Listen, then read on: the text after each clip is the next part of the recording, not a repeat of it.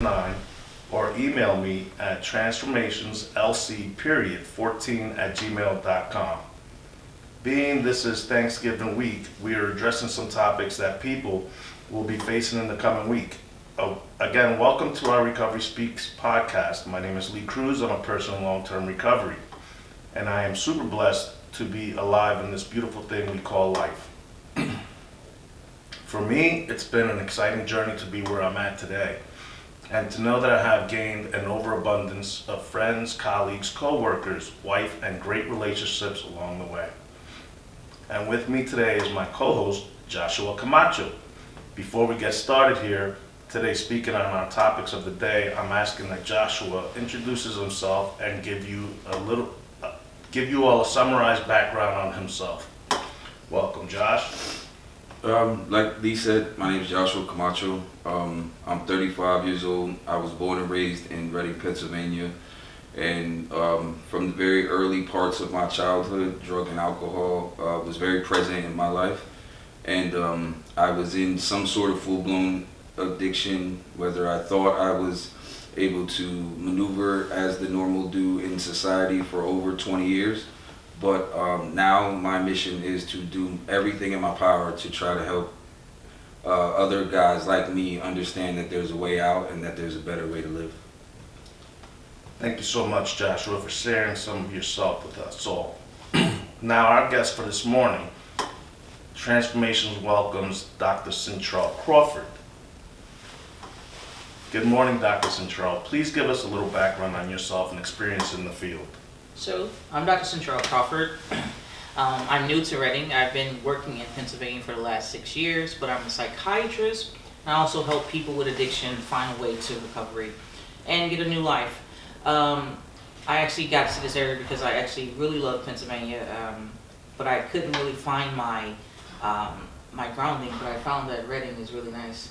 You know, and I actually like the access to different places. You know, I was in New York, I was in Maryland, so that's nice.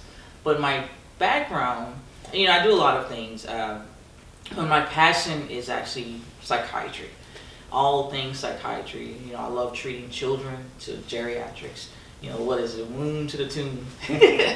So, right now I do inpatient, I have outpatient practice. Options PA is in Reading, Pennsylvania. It's a new startup. We're treating people with addiction as well as mental health issues. If you need help, you can contact us. You can go to optionspa.com and just give us a call or give us a direct message. But I've been working with people with addiction and mental health for so long. You know, it's just second nature to me now. I have 10 years of experience.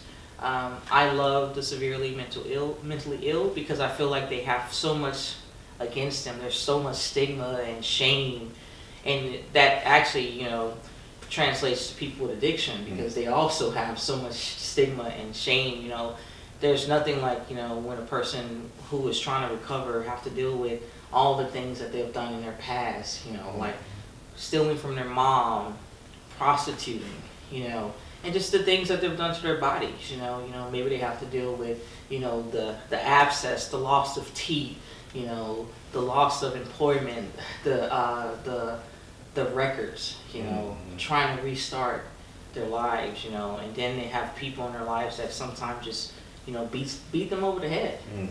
You know, and that comes with, you know, severely mentally ill as well as people with addiction, you know, coming to me trying to deal with all the shame, the trauma, and rebuild their lives one step at a time. You know, and the easiest way to relapse is actually being around family and friends. Amen. You know, because sometimes they don't allow you to grow. They don't allow you to expand yourself because they always want to remind you of what you were, who you were, you know, versus keeping you in the present. Because I feel like when you have something as horrible as an addiction, if you try to go back to the past or think too far in the future, you know, that's a good way to just bury yourself right back into your disease. So staying in the present and focusing on yourself in the present moment is the best thing. I always tell my patients, you know, don't worry about tomorrow. Don't worry about today. We just got to get through this minute. You know, this minute is the most important minute of your life. If we can get through this minute, then we can worry about the next 5. We can start planning, etc. I do think you should plan, but don't plan to fail by stressing yourself out by saying, oh, I need to do this, I need to do this, I need to do this. No. What do you need to do right now? Breathe. I love that. Take a breath, like I'm not doing. Well, thank you, Dr. Cyntrell, for sharing your background with us as well. Now, I'd like to encourage all who are currently following our podcast, please hit that subscribe button at the bottom of the page and continue to follow all of our upcoming segments. What our goal is to address the real struggles people in recovery have and just exploring on who we as people in recovery are. There will be some serious conversations about feelings, emotions, barriers, stigma, and continuous struggles that we all face as people in long-term recovery. As you are all aware of, this is a live podcast, so if anyone has any questions or comments, please type them in and we will answer all the questions and comments accordingly. Or you can call into our podcast live and we will have you address the question on the air. The number to call again is 484-772-7079. So, you know, to piggyback off of what you had said, Dr. Cyntrell, people in recovery, when they come into recovery, the biggest part of them getting established and finding a foundation for their recovery is that stigma and shame. And that biggest stigma and shame comes from being around the family. So the topics that we're going to touch on today relate to that. So Dr. Cyntrell, what are your thoughts on how shame plays a role in our process in early recovery over the holidays? You know, I was actually thinking about this for my own self, with shame and processing the holidays. And I think what the biggest thing is, you know, there's always this white picket fence versus reality that we all deal with. You know, do I have the perfect family? You know, what is my parents' expectations of me? What are my own expectations of me? And how does that relate to, you know, what we see on TV, like the Brady Bunch and the Cosby Show? You know, for me, you know, I didn't really care about the Brady Bunch. For me, I'm black, so there were a bunch of white people in the house and they had a maid. You know, I was more of a Cosby Show because for me that was a projection of where I wanted my life to be as a black American. You know. And I know everyone with whatever about what he did, but for me, growing up in the projects and dealing with welfare, food stamps, my mom and dad not being high school graduates, but then I have aspirations to be a doctor. Right. So, but they can't understand me. You know, they don't understand me. Like, why are you studying? That's the stupidest thing I've ever seen. You know, versus, oh, I get why you're studying because you need a job to, you know, get out of here. Versus everyone around me not really wanting to get out of there. But then I still have to celebrate my family. I still have to be around them, right? So how do they accept me, even as a doctor or whatever? And so I look for things to motivate me, right? So I started looking outside of my own environment. And so what did that give me? That gave me some shame because then I started being embarrassed. Like, oh, my mom had me at 14, and all my friends' parents are old, you know, but my mom is 20. You know, my mom's 25 as I kept getting older. You know, so then I was like, oh my God. And I think that's what people do, right? Start comparing themselves to others. Start comparing themselves to the white picket fence, the idea of perfect America, the idea of the perfect family unit. And sometimes that does not add up to what your life is actually.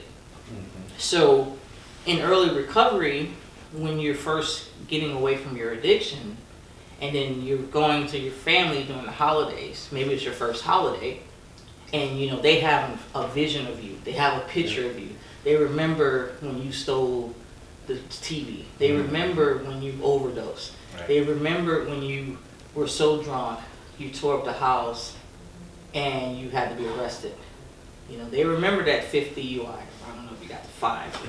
You know that you're not gonna get the 5. you know, they remember those things. You know, and then you're trying to come there and say, you know, I'm not that person anymore. I'm the vodka in 5 seconds. Now that's not me no more. But then you're sitting there at the table and everyone's trying to pass the judgment or pass whatever. Right. And then you're in your head also feel ashamed about that. You feel ashamed that you took all this time to finally wake up from your disease. You know? And then there's the pressure, right? Of, you know, are they gonna judge me? Am I gonna judge myself? You know, and who's gonna say it first? Yeah, because with my family, when it doesn't, unfortunately, it doesn't take occurrence much anymore. You know, once the grandma dies, that kind of can lead down where it doesn't happen. But then it always, the holidays are always story times. So then, like, you have to deal with the, oh, do you remember that time Josh was so high he fell off the back porch? And then, you know, just it'll lead into making it a normal occurrence to, you know, berate or, you know, degrade you when that's not who you're sitting there trying to be today, you know, at that current time. And then it's embarrassing. Right. Like who wants to remember when you pissed yourself? Right. Because you were so drunk you couldn't get to the bathroom. Who wants to totally remember when you fell off the balcony and bust your head, Right. and you don't even remember? You probably, and the thing is, you don't even remember it. Right. Like they're remembering it for you. So now you're back in the state of, oh man, what was that like? Oh, and what if it takes you to the state of, I remember what I like. I like getting high. About that, yeah. Like, what if it takes you to that place? Right. Now, that's the place Yeah. that you don't want to be, right? Right. You don't want those stories to trigger That's right. the relapse. Right. And it's funny that you bring that up, because I want to go back to Josh on his take on how shame plays a role in our process in early recovery over the holidays for yourself, being a person in long-term recovery. For me, it's a little bit different due to the fact of the family aspect of it. For me, is just not there. So I struggle a lot with that, you know, that vision that you were speaking of the white picket fence, just knowing that even if I wanted it to be white, there is no fence. There is no family. There is no house to go to. You know, for me, it was a huge struggle early on for me to remain sober over the holidays. My wife will attest to the fact that I absolutely hated the holidays for a very long time, because there was no sense of family at all, and I always felt alone. I always felt like the drug and the alcohol was all I had. That was where I went. So for Thanksgiving, the day before Thanksgiving, Black Friday, there was no shopping for Black Friday for me. I was going to the bar. I was hoping they had deals on shots. But They usually did. yeah, and then just being able to, you know, transition out of that changed my way of thinking, because me and my wife, we have built a family. And even though me and my wife had kids already, I was still 2-3 years into my relationship, sitting there on holidays like, this ain't it. Not seeing all of the blessings I had around me. And I had to work very hard at that. Like, my wife loves Christmas. She loves being very cheesy. I love you, babe. She loves being very cheesy and doing these things. And I used to realize that I would just completely rain on her parade because of the negative things that I had from my past, my trauma, my inability to see the joy in anything outside of drugs and alcohol. And it was hard work. Now today I'm much more so involved. We take that family picture where we all have the pajamas on in front of the Christmas tree, and I'm actually happy because I realize that I have a family. I built my own, and I'm trying to build one that's based on love and being open-minded. You know, like, I don't hide, you know, my past from my children. I try to educate them with my mistakes so they don't make them, but it was just a little bit different for me. But yes, it stinks, especially if you don't have that house to go to. It could be a little bit harder, you know, because hopefully in a house full of family, you have that cousin or that uncle or that aunt that understands and pulls you to the side and says, hey, forget him, don't worry about what they're saying. But when you're alone, you're alone. And the worst place for us to be a lot of times is alone. And thanks, Josh. I could definitely relate to a lot of what you just said.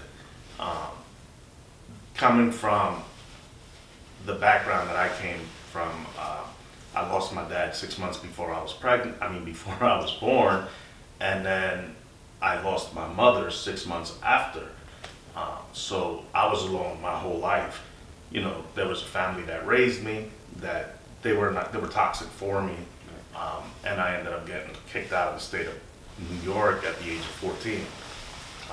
And somehow throughout that journey, I ended up here in Reading, Pennsylvania. But in that time of my addiction, I was lost in my addiction for 28 years. And I believed I was in this world alone. So to cover the pain, and over the years, it didn't just happen overnight. I didn't just wake up and I'm an alcoholic, coke addict, you know, all that stuff, every substance under the sun I was utilizing. And it didn't just happen, it progressed over time. But that came from the person I became due to my traumatic events as a child, right? Because I learned to be shy, I learned to isolate, I learned to survive due to the physical abuse, sexual abuse, all that stuff. So it kind of, getting into my young adolescent years and into my early adulthood, I knew how to survive alone. So when I met somebody, my first lady, I felt like she was my mother. So I just took her on because she told me she loved me, so I felt like, ooh, somebody loves me, right? So right away, I clinged on to her, and I was a clinger. And that's what I did, and she enabled everything I did. So everything I did was good. I had a lot of children, but I still knew how to be alone. So I could ruin holidays in a heartbeat. Yeah. You know, there's times I urinated on Christmas trees. I didn't care. Wake up in the morning, tree be upside down or out in the front yard. And messed up a lot of holidays for my children, the ladies that were in my life throughout my years. You know, I've been married. This is my third marriage. I was in a 20-year marriage where I don't think I ever gave them one good holiday. We never even went on vacation together because her family didn't want me around. I was a drunk. And it didn't matter to me. You know, I'd play stupid jokes like, tell my kids, what do you want for Christmas? Pick it out of this, what do they used to call them, things that they fill the newspaper with, it tells you what's on sale. Oh, the inserts. Yeah. inserts. So I tell them what to pick, and they pick their Christmas gifts, and then while they're sleeping, I'll clip them out of there and then hang it on the fridge and tell them there it is. You know, I'll get it at a later date. And, you know, today I can say that as a learning thing for me today, right? But back then I thought it was funny, and my kids have been traumatized due to that. So we don't know the effects that we have on our children, and it's sad. But so I could definitely relate to the loneliness and excluding everybody out of your life. And even today, as a person in long-term recovery, it's still hard for me. The holidays are still hard. Not that I want to use, but it's still a sense of there's not a holiday. Yeah. You know, it's still tough. So I've never been a holiday person. It's never been something that I really care about. Although I'm married now, I'm happily married, and I want to be able to do that, but there's something inside of me that doesn't allow me to do that. I try to be the best husband that I can be. You know, my wife is very supportive, and she knows the struggles I have, and we just, you know, we continue to work on ourselves on a daily basis to make things better. So, you know, I could definitely relate to what you were just talking about. And then Dr. Cyntrell had mentioned earlier about the triggers over the holidays, and that's actually the next topic that we're going to talk about, is how to avoid triggers where you go visit for the holidays. So how do you feel about that? You know, for me, so my thing was always alcohol, right? You know, you put a bottle in front of me and I'm gonna drink it. It's gonna get drunk. So when I stopped doing that, my family wasn't really, I think they liked that part of me, right? Because everything else seemed a little too cookie cutter, right? I became a doctor, but I still like to. Usually, I actually don't even like holidays. You know, I actually like to work holidays. I've worked every holiday except the one when my aunt died. And that was 2 years ago. And I actually was scheduled to work. Then I got a call that she was dying.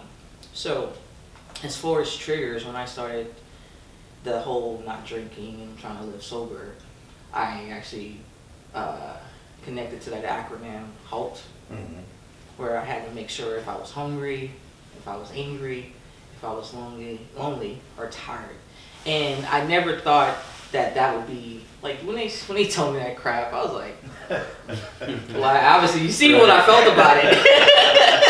I was like, so is that really what's going to stop me from going to the bar?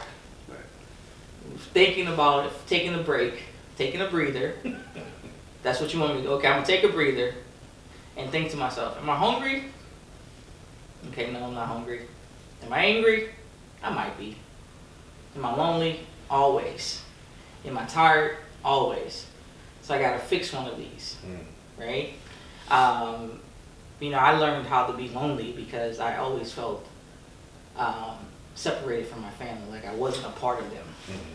You know, so lonely was normal. And actually, the funny thing is I've been getting calls from someone who I was with for 7-10 years.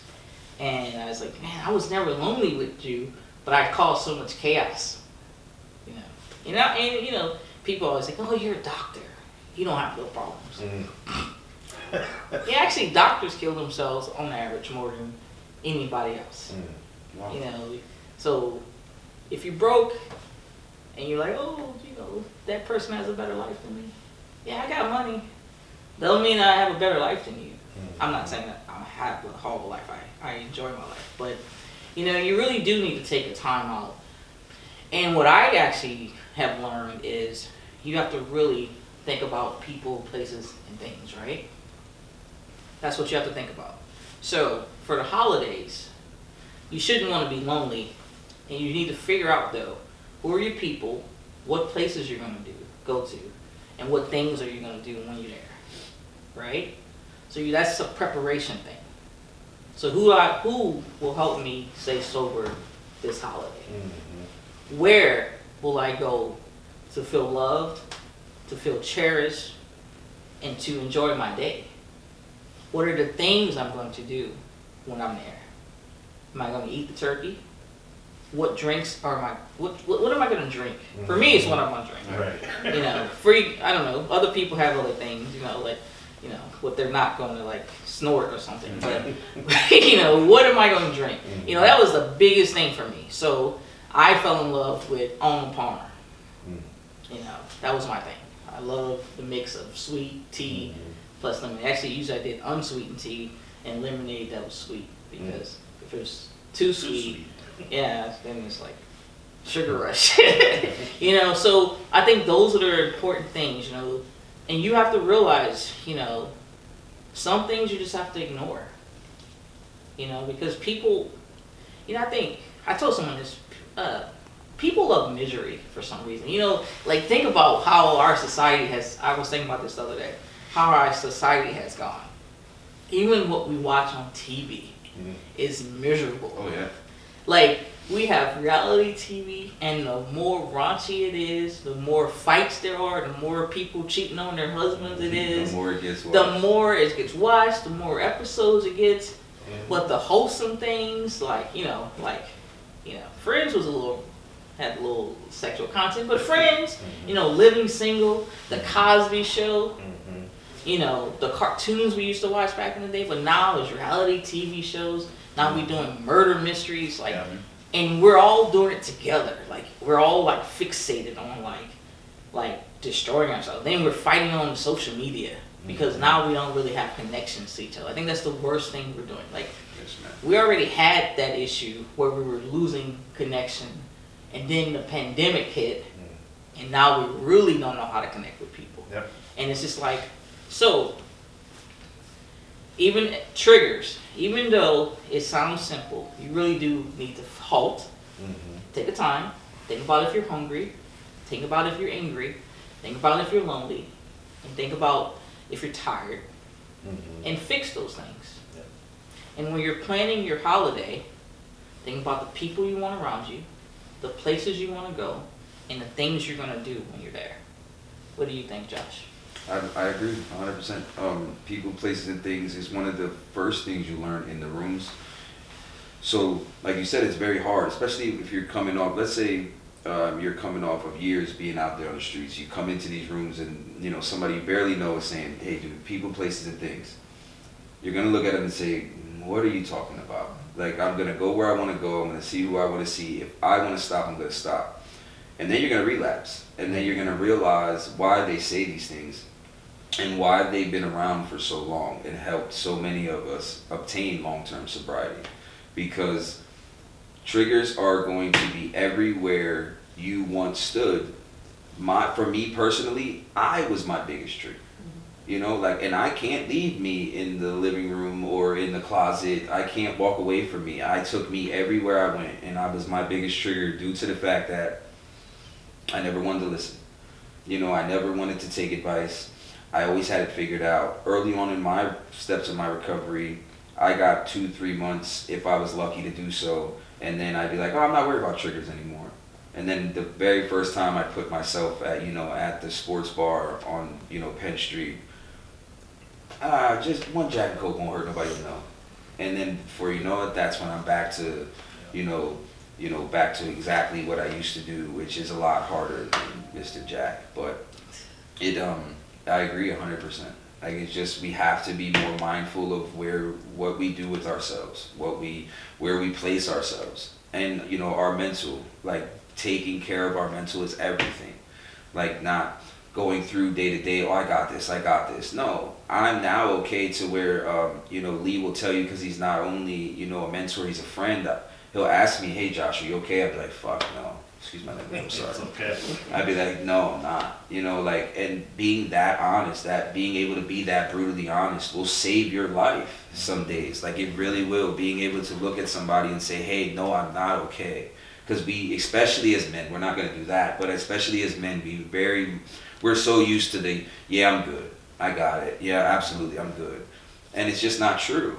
And then before you know it, that lingers. You know, you can plant positive seeds, but sometimes you can also plant those negative ones. And being, false aware and saying, yeah, I'm fine. No, then that slowly starts to hinder in you. And then before you know it, that's what we call reservations. And then before you know it, boom, it's all out the window. Thanks, Josh and Dr. Cyntrell. For me, I totally agree on the people, places, and things. In my early recovery, I stopped talking to everybody. I left my job.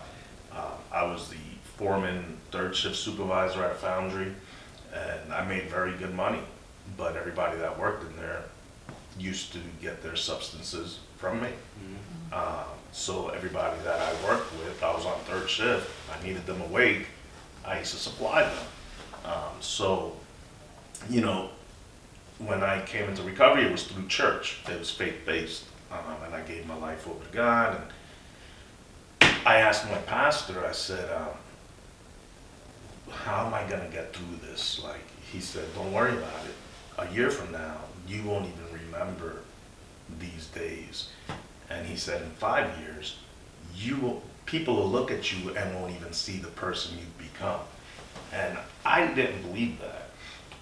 But I did everything he suggested. I was open to suggestions. I was open to advice. I was willing. And I just didn't want to be that same person anymore.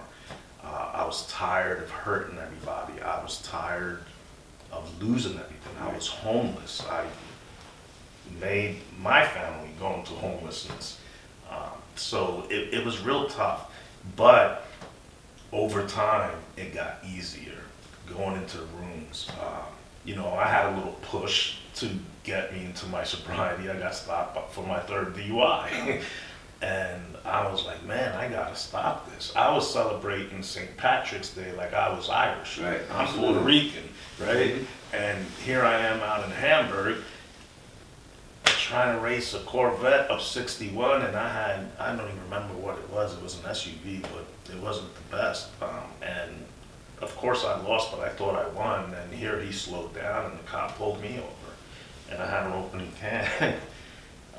You know, so the triggers in early for that first year, because I made sure I isolated myself from everywhere person, you know, like wherever I didn't go, people, places, or things, I just excluded them all, and I just stayed with the church.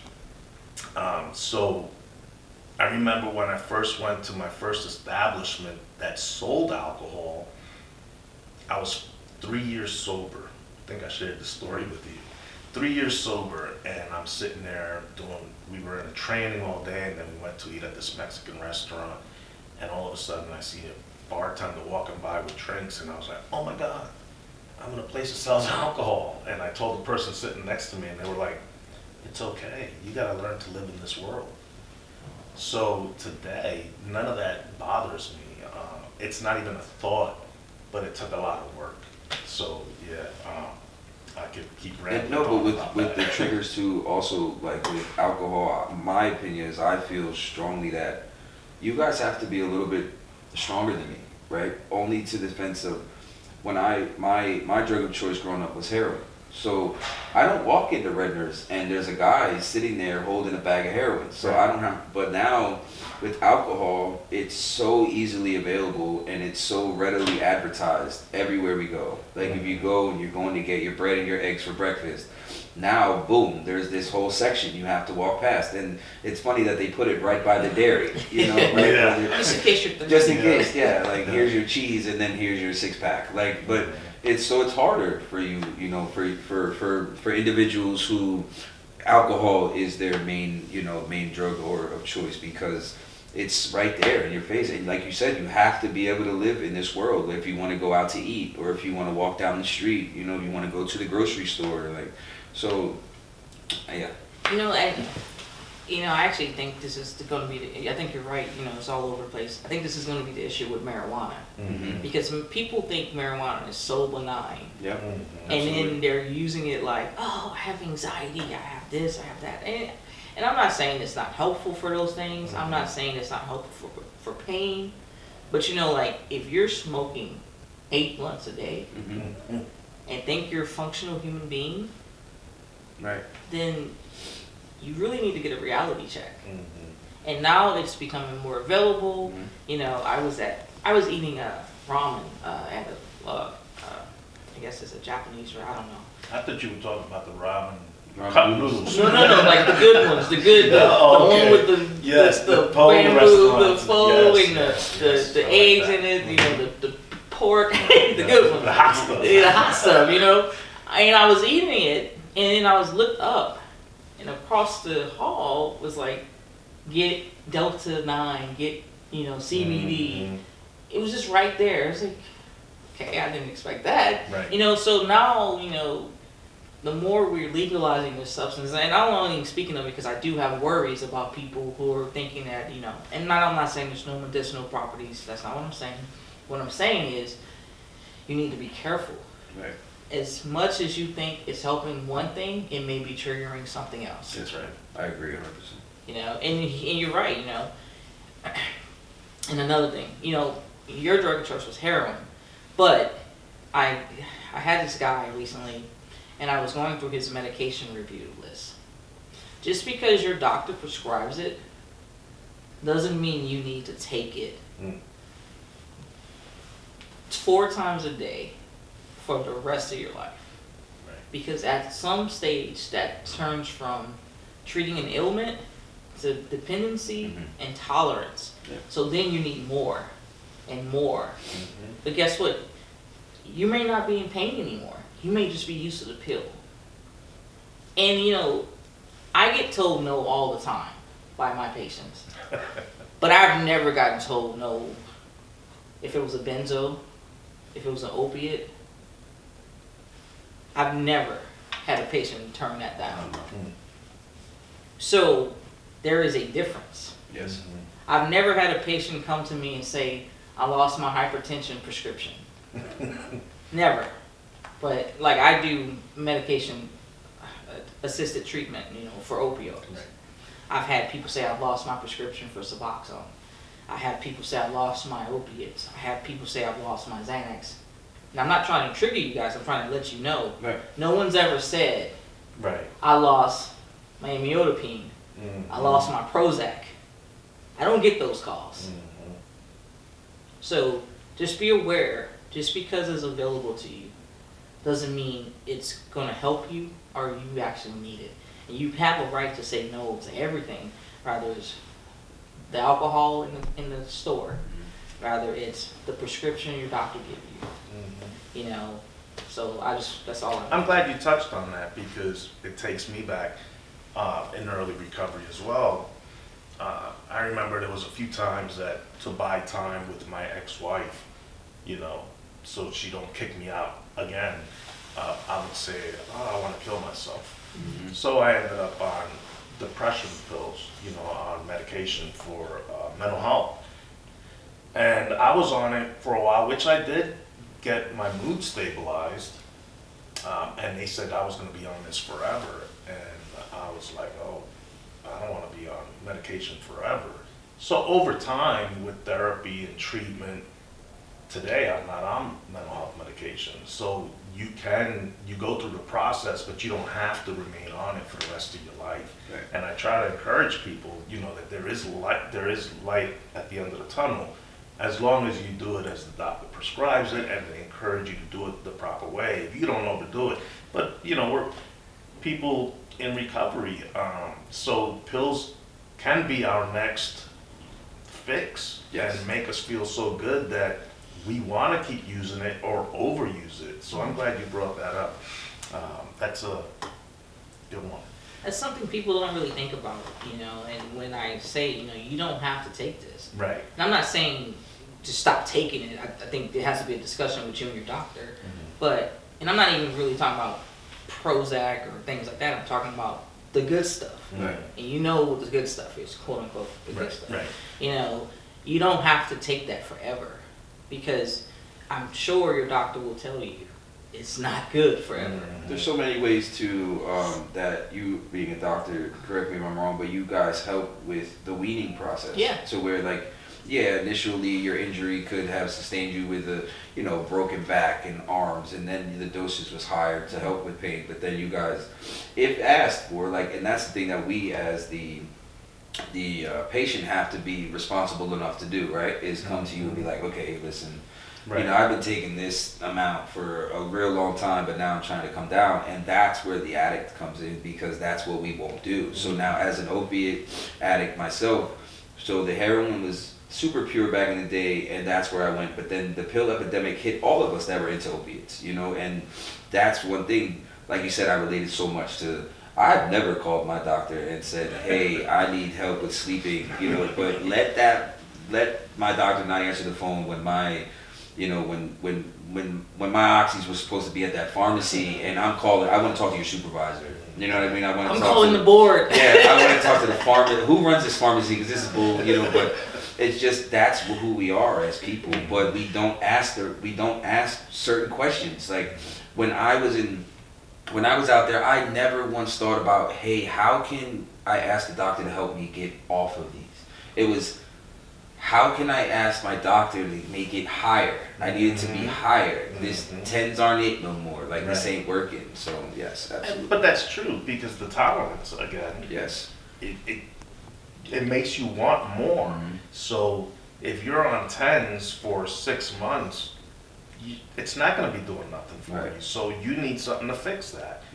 And that's why the treatment, outpatient treatment, intensive outpatient treatment comes in hand, because it's supposed to work hand in hand with the medication, which you shouldn't be on any longer. They should start weaning you But off. let me say this: But you I'm not a have to doctor. be, you have to understand that you have to be honest with yourself and know that you need to have these conversations. You can't get comfortable and be okay with sitting there. And some doctors, I'm not speaking about you, of course not, but some doctors will just continuously write these scripts, and you have to want that. You have to want the help. You have to understand that the fact that I have to take 3 or 4 of these a day just to start my day isn't healthy. It has to start within, and you have to know that the help is out there, though.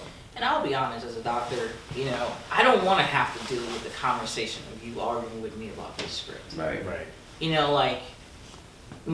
There's some personal responsibility. Also, I do care about my license, so I'm always having an argument. I'm not saying I don't, but in reality, I know who it's going to be. Right. Because they've already done it. Mm-hmm. So I'm already ready for I'm like, oh my God, JoJo is scheduled. Jesus. And then, it's a whole thing. I got to think about how am I going to make sure JoJo don't jump over the thing and attack me? How do I make sure I don't offend JoJo or make him feel as if I'm judging him? But actually try to get him to come to a place where I'm trying to do what's best for you. Right. And I actually just had this issue with a patient of mine, and those conversations are not ever pleasant, and it's never, oh, you're trying to help me. It's always, you don't understand my plight. You don't understand you're not in pain. Right. This is not pain. You weren't in pain. Like, you had, the injury is over. It's withdrawal. And that's the funny part, because the person went to the ER, and I read the ER note, and the doctor said, patient thinks this is pain, but it's actually narcotic withdrawal, but he does not want to hear it. Right. So. And automatically manipulation kicks in. That's the biggest part. It's just, there's some personal responsibility, but you really do have to realize that some things are not good for you long term. Mm-hmm. And everyone's not out to get you. That's another thing with people with mental illness and who suffer from addiction. They kind of have that guardedness where they feel people are out to get them and they don't understand them because they've never been listened to. Mm-hmm. But actually, some people do care enough to try not to give you the poison that will lead you down a dirty path. I really appreciate that. So for the third topic, how do you face cravings wherever you go visit for the holidays?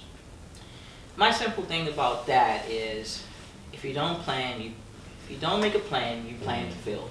Mm-hmm.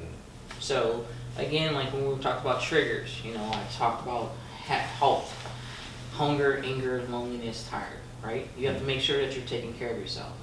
Also, people, places, things. You have to plan what you're going to do. So what do I mean by that? Okay. So I know that if I go to my mama's house, that there's going to be alcohol. Someone's going to offer me a shot. Then I'm like, oh, it's just one drink. It's never one drink. Right. It's what is that? The first and the last. What is that saying? The man takes the drink. Wait, first the man takes a drink, then the drink takes a drink, and then the drink takes the man. Wow. Right? Mm-hmm. That's what's that? I think it's an Indian proverb or something. And that's just true. And that's with everything. So what you have to do. So plan, then plan again. Mm-hmm. And also so we're going to talk about the plan first. We're going to talk about the plan, but also you have to prepare yourself. If the plan is going left and you're in danger, you need to exit quickly. Mm-hmm. And go back to your support system, whether it's calling your sponsor, going to a meeting, because there's always meetings, especially during holidays. I think there's more meetings on the holidays. The marathon. It's a marathon meeting, what is it, in the rooms? It's like has those 24-hour marathon. I think it's in the holidays. Here in Berks County, we're lucky when it comes to meetings. I know that they have marathon meetings on Thanksgiving Day at Common Grounds in West Reading, where they just have continuous meetings all day long, which is pretty cool, and then they even provide food. So there's always help out there for people that are struggling. So what would you say to the viewers that are on here today, if they need help? What's the best way to reach out, and if they feel like it's enough, but they don't find the strength within themselves to say, hey, I need help, and they're out there listening, what could you tell them, what to encourage them to call for help? One, there's always someone in your life that has wanted to help you. and I'm sure everyone knows who that person is. That would be the first person I call.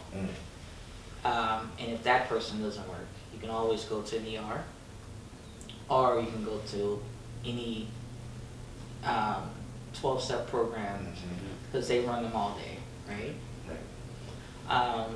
But is there a specific help that or you can call this guy at Transformation. What's that number? It's 484-772-7079, or you can email me at transformationslc14@gmail.com. Or you can call me, or go to my website, optionspa.com.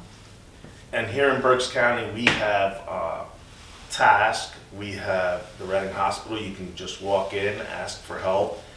Anybody out of state that may be chiming in, you could always call my number and I can help assist you in that way as well. I could just do some research and find out how to get you help anywhere you're at. You could always call Josh. Yes, my number is 484-926-8358. I also work in the field, so I've been meeting some amazing people, such as the good guy Lee, my mentor, so I can always direct you where you need to go. And if you just need somebody to talk to, especially for the audience that I'm trying to attack is the inner city of Reading, where I grew up, that urban setting. Just know that I lived there, I lived in the trenches, and I've made a difference because I made a difference within myself, and you can do the same thing. And if I can help you in any way, just use these numbers, call me, and we will figure it out. And before we close out, I want to thank our man Joel that's here with Big us, hunks. taking care of our camera and sound and everything. Thank you, Joel, for being here today and supporting us.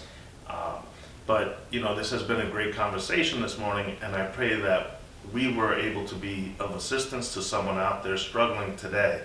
And if you know anyone struggling with this deadly disease, continue to love, encourage, suggest, and assist them with finding the help they may need. Again, if you are from the Berks County area in Pennsylvania and need help, you can call me for assistance to begin the process in finding you the help you may need at 484-772-7079, or email me at transformationslc14@gmail.com. May God bless you all. Happy Thanksgiving again, and remember to love and cherish all the people who are around you. They are all you have until you arrive to your next place. Stay tuned. Our next podcast will be next week. I will post it all over Facebook, and thank you once again. Please, if you want to keep supporting Transformations, Recovery Speaks, hit that subscribe button at the bottom of your page. God bless you all. Have a good day. God bless. Thank you. Love y'all.